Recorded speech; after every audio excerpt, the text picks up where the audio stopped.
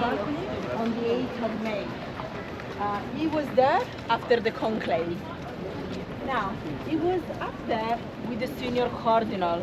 That senior cardinal was just introducing the new pope to us, saying Habemus Papa, which means we have got the name of the new pope.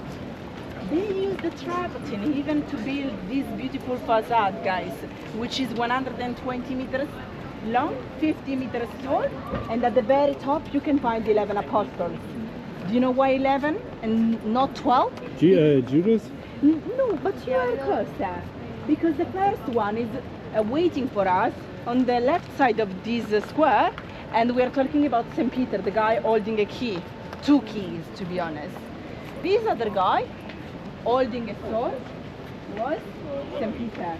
He was beheaded just using that sword. Now, you can find 2 clocks at the very top. Can you see them? Yep. The one on the left works like all our clocks and watches usually do.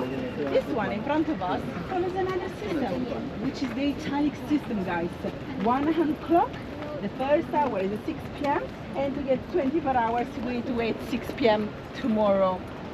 Now, why the different system? Because in the past, all the Catholic people used to say that the day used to end when it was dark. So pretty much at 6 p.m. Now, guys, the last chance for us to see something. Let's have a look at that tall antenna. That's the Sistine Chapel. And guys, there is where, when we need to have the name of the new pope, the conclave will start. Guys, where is the chimney? The chimney is not there.